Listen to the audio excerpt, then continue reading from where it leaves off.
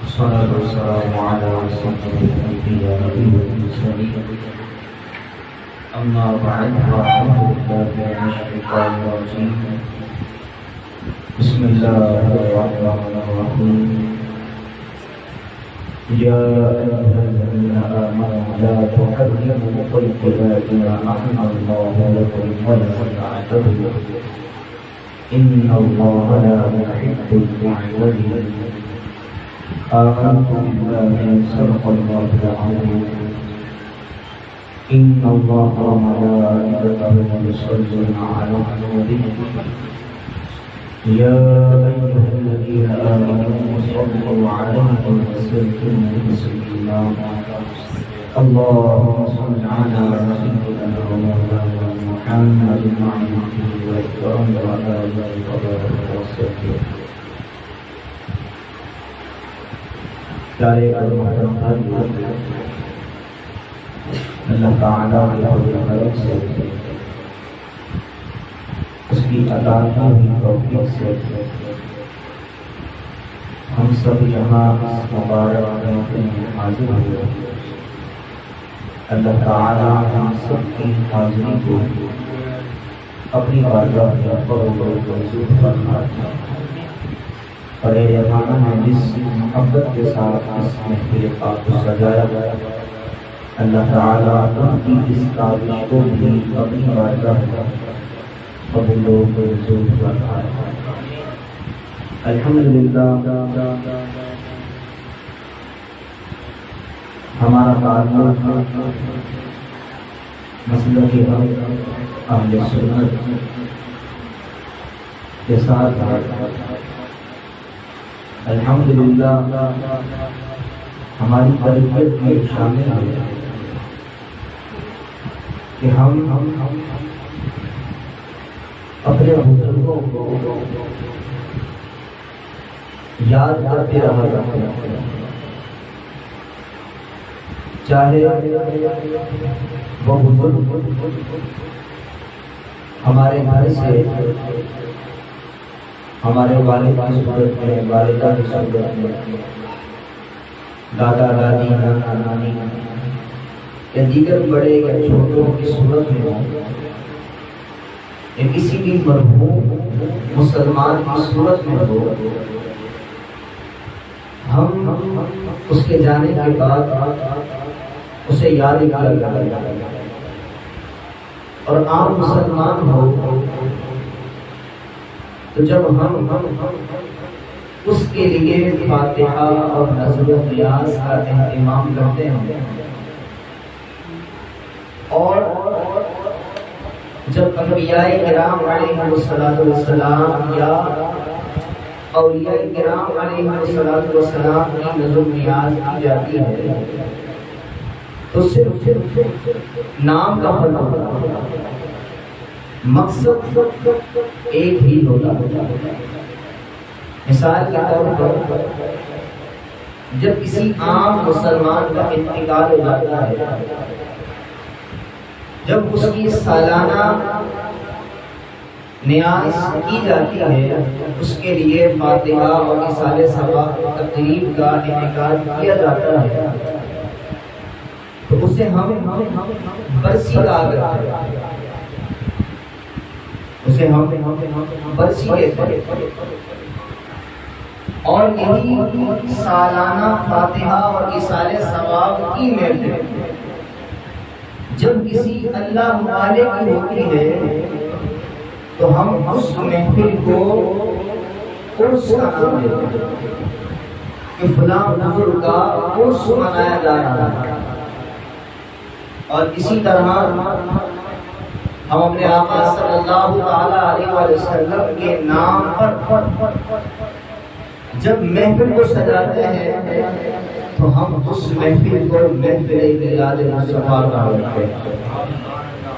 ان تمام محافل کا مقصد ایک ہی ہوتا ہے، اس محفل میں قرآن خوانی کی جاتی ہے، انبیاء کرام علیہ السلام کے نظمیں پڑھے جاتے ہیں، ان کی مبارک تذکرے کیے جاتے ہیں، اور کسی محفل میں اگر کچھ شیرنی کا اہتمام ہو جائے، کچھ لنگر کا اہتمام ہو جائے تو اسے نیاز ہے۔ اور قرآن پاک اور احادیث طیبہ میں ہمیں یہ سمجھایا گیا کہ جو انتقال کر جائے ہم انہیں بھلا نہ دیں، بلکہ ان کے لیے دعا اور اثار ثواب کا سلسلہ جاری رکھیں، اور خصوصی طور پر جن بزرگان دین کو اللہ تعالیٰ نے بہت زیادہ شان و عظمت عطا فرمائی ہے، تو لوگ ان کے ایام کو بہت زیادہ اہتمام کے ساتھ مناتے ہیں۔ جیسا کہ ماہ محرم الحرام کے ایام جاری ہیں، ماہ محرم الحرام میں نوازہ رسول امام علی مقام امام حسین رضی اللہ تعالی عنہ اور آپ کے ساتھ جو روحاں شہید ہوئے ان کے ایصال ثواب کے لیے محفل کا انعقاد کیا جاتا ہے، اور ان کے لیے کچھ نہ کچھ نظر و نیاز کا اہتمام بھی کیا جاتا ہے۔ اب کچھ مخصوص لوگ ہوتے ہیں کہ جو موسمی ہوتے ہیں، جب موسم آتا ہے تو ہر طرف نظر آنے لگ جاتی ہے۔ جب خواجہ غریب نواز کی چھٹی آتی ہے تو ان کی زبانوں سے یہ جملہ نکل رہا ہوتا ہے کہ چھٹی کہاں سے ثابت ہے۔ چھٹی پر جو لنگر کیا جاتا ہے، نظر و نیاز کی جاتی ہے، یہ ناجائز اور حرام ہے۔ جب 11ویں آتی ہے تو ان کے پیٹ میں ایک دفعہ دوبارہ درد پڑنا شروع ہو جاتا ہے کہ بھائی غوث پاک کے نام پر جس نے بکرا پالا، غوث پاک کے نام پر جس نے دمبا پالا، غوث پاک کے نام پر جس نے گائے کو ذبح کیا، اس کے یہاں کی نظر و نیاز کھانا ناجائز اور حرام۔ امام علی مقام امام حسین رضی اللہ تعالی عنہ کے ایام آئے، لوگوں نے سبیل کا اہتمام کیا، شربت کا اہتمام کیا، دیگر کھانوں کا اہتمام کیا، ان تمام کا کھانا ناجائز حرام۔ حالانکہ قرآن کہتا ہے یا ایھا الذین آمنوا لا تحرموا طیبات ما احل اللہ لکم ولا تعتدوا، اے ایمان والو ان چیزوں کو حرام مت بناؤ کہ جن چیزوں کو اللہ تعالیٰ نے حلال کیا۔ اب سوال یہ ہے کہ اگر کوئی امام حسین کے نام کی سبیل لگاتا ہے، اس پر پانی شربت کا اہتمام کرتا ہے، کھانے کا اہتمام کرتا ہے، تو کیا پانی پینا حرام ہے؟ جواب دیجیے نہیں نا۔ شربت کن چیزوں سے بنایا جاتا ہے؟ دودھ سے، چینی سے، دیگر مشروبات سے۔ ان میں سے کون سی ایسی چیز ہوتی ہے کہ وہ حرام ہو؟ کھانے کے اندر بریانی بنائی جاتی ہے، کیا چاول حرام ہے؟ چاول کے اندر تیل ڈالا جاتا ہے، گوشت ڈالا جاتا ہے، کیا ان تمام چیزوں کا حرام ہونا یا حلال ہونا اس کے اندر کوئی شک و شبہ کا گنجائش ہے؟ ہر ایک جانتا ہے کہ اس کھانے کے اندر جو بھی چیز شامل ہے وہ تمام کی تمام حلال ہے، لیکن کیا بات ہو گئی کہ جیسے ہی کسی بزرگ کا نام لگ گیا ساتھ، ہمارے کسی مرحوم عزیز کا نام ساتھ لگ گیا، وہ چیز حرام ہو گئی۔ تو یہ لوجک سمجھ میں نہیں آتی کہ ایک چیز حلال ہے، ساتھ میں جیسے ہی کسی کا نام لگ گیا وہ چیز حرام ہو گئی۔ وہ بھی قرآن کے ذریعے بہانہ لیتے ہوئے، قرآن پاک کے غلط مفہوم کو سمجھتے ہوئے کہتے ہیں جناب ہم بھی جو یہ کہتے ہیں کہ نظر و نیاز حرام ہے، یہ بھی ہم قرآن سے کہتے ہیں، لیکن دراصل بات یہ ہے کہ قرآن پاک کے مفہوم کو غلط سمجھا گیا۔ انشاءاللہ جو میں آگے احادیث طیبہ بھی بیان کروں گا، جو مثالیں پیش کروں گا، اس سے آپ کے ذہن میں یہ بات بالکل اچھے طریقے سے بیٹھ جائے گی کہ جو اس کا ترجمہ غلط کرتے ہیں وہ غلطی پر ہیں۔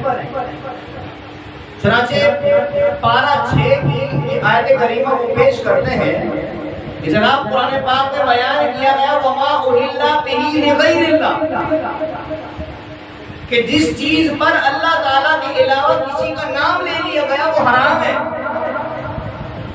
وہ قرآن پاک کی آیت پیش کرتے ہیں۔ اول بات یہ ہے کہ وہ اس قرآنی آیت کے مفہوم کو سمجھے ہی نہیں ہے۔ تمام معتبر تفاسیر جو قرآن پاک کی لکھی گئی ہے اس میں یہ بات لکھی ہے کہ یہ جو وما اہل بہ لغیر اللہ کا مطلب ہے وہ یہ ہے کہ جب جانور ذبح کیا جاتا ہے، جب جانور کو ذبح کیا جاتا ہے، اگر ذبح کے وقت اگر اللہ کے علاوہ کسی کا نام لے لیا تو وہ جانور حرام ہو جائے گا۔ اور ہم بھی یہی کہتے ہیں کہ جب جانور ذبح کیا جاتا ہے اس وقت اگر کسی نبی کا نام لے لیا جائے، کسی ولی کا نام لے لیا جائے، کسی بزرگ کا نام لے لیا جائے، کسی اور کا نام لے لیا جائے تو وہ جانور حرام ہو جاتا ہے۔ اور درست قرآن پاک کا مفہوم بھی یہی ہے۔ اگر ہم اس بات سے یہ مفہوم نہ نکالیں کہ جناب جانور ذبح کرتے وقت یہ بات نہیں ہے، بس جس چیز پر بھی اللہ تعالیٰ کا نام لے لیا وہ حلال ہے اور اللہ کے علاوہ کسی کا نام لے لیا وہ حرام ہو گیا۔ اب میں آپ سے پوچھتا ہوں، آپ کسی آفس میں کام کرتے ہیں، آپ اپنے دوپہر کا کھانا ساتھ لے کر جاتے ہیں، کوئی ٹفن دے کر پوچھتا ہے جناب یہ کھانا کس کا ہے؟ یہ کھانا ہمارے فرحان بھائی کا ہے۔ کس کا کھانا ہے؟ فرحان بھائی کا۔ فرحان کا کھانا ہے۔ کس کا کھانا ہے؟ فرحان کا۔ آپ نے گھر میں کھانے کا اہتمام کیا، آپ کسی کے گھر میں کھانا دینے جاتے ہیں، آگے سے سامنے سے پوچھنے والا پوچھتا ہے جناب خیریت کھانا کیوں لائے ہو؟ 11ویں کا ہے۔ اب وہ فرحان کا جو کھانا ہے اور یہ جو 11ویں کا کھانا ہے، بتائیے اس میں کوئی فرق ہے؟ اس پر بھی اللہ کے علاوہ کا نام لیا گیا فرحان، اور اس نیاز پر بھی 11ویں کا نام لیا گیا جو کہ غوث پاک کی نیاز ہے۔ غوث پاک کا گویا کے نام لیا گیا۔ ان دونوں پر اللہ تعالیٰ کے علاوہ کسی چیز کا نام لیا گیا، لیکن وہ فرحان کا ٹفن حلال ہو گیا اور یہ 11ویں کا کھانا حرام ہو گیا۔ یہ بات سمجھ میں آتی ہے؟ سمجھ میں آتی ہی نہیں ہے کہ ایک طرف میں کہہ رہا ہوں حلال ہے، ایک طرف کہہ رہا ہوں حرام ہے، چیزیں دونوں ایک ہی ہیں۔ بھائی یہ موبائل کس کا ہے؟ میرا ہے۔ میں کون ہوں؟ اللہ معاذ اللہ، ہو ہی نہیں سکتا، اللہ کا بندہ ہوں۔ اس موبائل پر اللہ کے علاوہ کا نام لے لیا میرا۔ موبائل استعمال کرنا کیا ہو گیا؟ حرام ہو گیا، حرام ہو گیا۔ آپ کہاں بیٹھے ہیں؟ میرا اپنا گھر ہے بھائی۔ کس کے گھر بیٹھے؟ سلیمان بھائی کے گھر بیٹھے۔ اب گھر سلیمان بھائی کا ہے۔ قاعدہ کیا بتا رہے ہیں وہ کہ جس چیز پر اللہ تعالیٰ کے علاوہ کسی کا نام لے لے وہ حرام ہو جاتی ہے۔ کہ گھر کس کا؟ سلیمان بھائی کا، سب کا بیٹھنا حرام ہو گیا۔ چلو بھائی فوراً کھاؤ۔ تو یہ غلط مفہوم بتا رہے ہیں، یہ غلط مفہوم بتا رہے ہیں۔ اس وجہ سے ہم کئی خرابیوں میں مبتلا ہو سکتے ہیں۔ تو لہذا جب تک اس کے درست مفہوم کو نہیں سمجھا جائے گا جب تک بگاڑ ہی رہے گا۔ اور اس کا درست مفہوم کیا ہے کہ جب جانور ذبح کیا جاتا ہے اس وقت اگر اللہ کے علاوہ کسی کا بھی نام لینا تو وہ جانور حرام ہو جاتا ہے۔ ہم کیا کرتے ہیں جب ہم غوث پاک کا بکرا لے کر آتے ہیں یا میلاد شریف کے لیے یا امام حسین کی نیاز کے لیے گائے لے کر آتے ہیں، کوئی جانور لے کر آتے ہیں، تو ہم اس کا ایصال ثواب اس بزرگ کو پیش کرتے ہیں۔ جب ہم جانور ذبح کرتے ہیں، چاہے میلاد کا جانور ہو، 11ویں کا جانور ہو، کوئی بھی جانور ہو، ہم جب اسے ذبح کرتے ہیں تو اللہ کے نام لے کر ہی ذبح کرتے ہیں، بسم اللہ اللہ اکبر ہی کہتے ہیں۔ اور جب وہ جانور حلال ہو گیا، اللہ کا نام لیا نا، اسے پاک کا نام کرے یہ جانور ذبح کرتے ہیں۔ اگر کوئی مثال کے طور پر ذبح کرتے ہوئے چاہے 11ویں کا اس جانور کو اسے پاک کا نام لے کر ذبح کرتے، جانور حرام ہے، جانور حلال نہیں ہے۔ کیوں؟ قرآن کہتا ہے کہ جب ذبح کے وقت اللہ کے علاوہ کسی کا نام لے لیا جانور حرام ہوگا، لیکن جب جانور بزرگ کے علاوہ اللہ کے نام پر ذبح کر دیا، اب یہ حلال ہو گیا۔ اب اس حلال چیز کا ہم ثواب کسی بھی بزرگ کو پیش کر سکتے ہیں، اور قرآن کے اسی مفہوم کے مطابق صحابہ کرام رضی اللہ تعالی عنہم پیارے محبوب صلی اللہ تعالی علیہ وسلم کی بارگاہ میں سوال کیا کرتے تھے۔ اگر قرآن کا یہ مفہوم نہ ہوتا جو غلط بتایا جاتا ہے، اگر قرآن کا یہ مفہوم نہ ہوتا تو صحابہ کرام یہ سوال کیوں کرتے؟ کیا سوال ہے؟ حضرت ابن عباس رضی اللہ تعالی عنہما بیان کرتے ہیں، ابو داؤد شریف کی حدیث پاک ہے، حدیث پاک کی معتبر کتاب ہے۔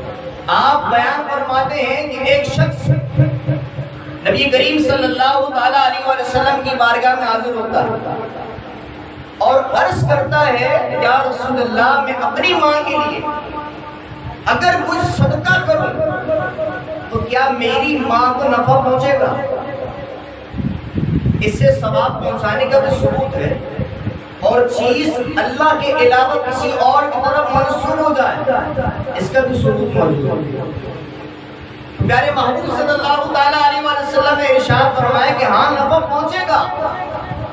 تو وہ صحابی عرض کرتے ہیں، یا رسول اللہ، میں آپ کو گواہ بنا کر کہتا ہوں کہ میرا ایک باغ ہے، میں اس باغ کو اللہ تعالیٰ کی راہ میں صدقہ کرتا ہوں۔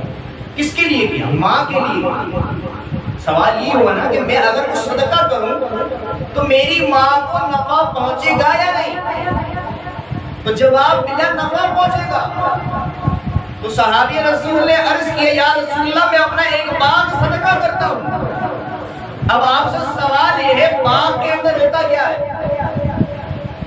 کیا باغ کے اندر کسرہ بنا ہوتا ہے؟ جو باغات ہوتے ہیں اس کے اندر پھل ہوتے ہیں۔ اب اس باغ کو جب صدقہ کر دیا گیا تو کیا اس باغ کے تمام پھل کا کھانا حرام ہو گیا تھا؟